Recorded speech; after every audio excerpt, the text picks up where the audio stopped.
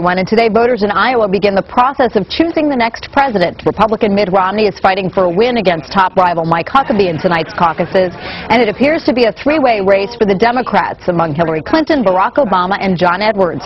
1/4 of likely voters say they have yet to make up their minds. Kenya's main opposition party has canceled today's million-man protest march. A top party official cites continuing violence between protesters and police in calling off a rally against suspected cheating in last week's presidential election. At least 300 people have been killed in recent protests in Kenya. The Justice Department has opened a criminal investigation into the destruction of CIA interrogation videotapes.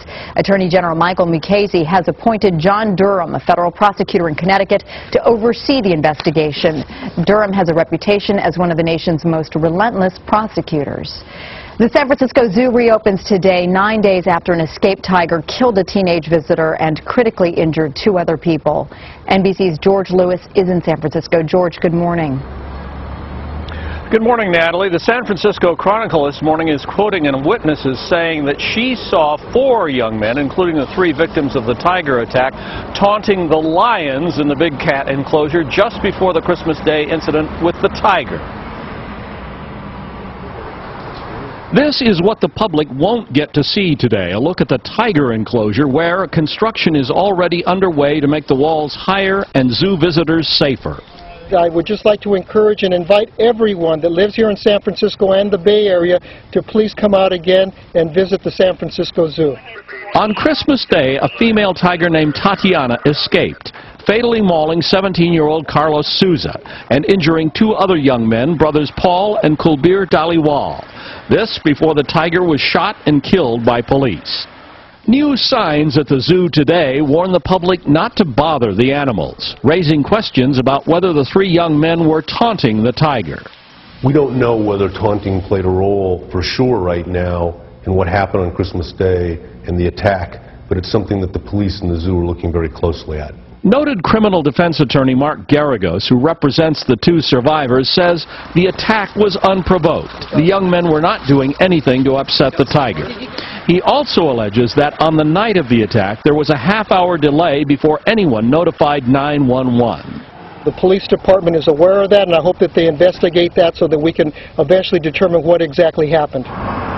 The zoo says people will be able to leave flowers and other tributes to remember both the teenager who was killed and Tatiana the tiger. The tiger was a beloved member of the San Francisco Zoo family, and our hearts go out to that tiger, and it goes out to that poor young man who was killed that day. As investigators try to figure out what caused the tiger to escape and attack. Police are flatly denying published reports that the young men may have used a slingshot to bother the animals. No basis for that, they say. Natalie? George Lewis in San Francisco. Thank you, George. Bitterly cold temperatures are gripping the eastern part of the country from New England to Florida. There are even reports of snow flurries today in parts of Florida. Citrus growers in Florida sprayed their crops with water so that the ice would help protect them during the night. Meantime, people in parts of Maine are still digging out from this week's big storm. Barely a creature was stirring, not even a moose. There was a flying squirrel. Jim Wilson gets credit for that. I want to give Jim Wilson credit for that one. Very cute. Yes. Very nice. All right, you're up to date now. Okay, well, now I know you want to know what the weather is, Giada, so I'm dying to know. Will you I tell knew me? that. I could sense it. I could sense it. She knows it's cold. I know it's cold and I've got short sleeves. But it's a nice wool dress. So yes, there you okay. go. She just knitted it this morning. Let's check it out. Show you right now. It is 3 below in Bangor, Washington 23, 13 in Cincinnati.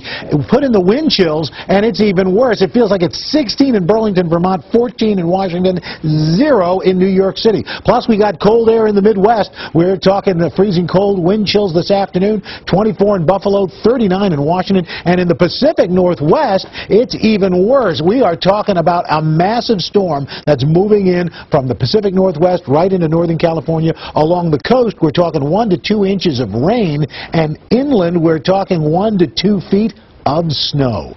That's what's going on around the country. Here's what's happening in your neck of the woods.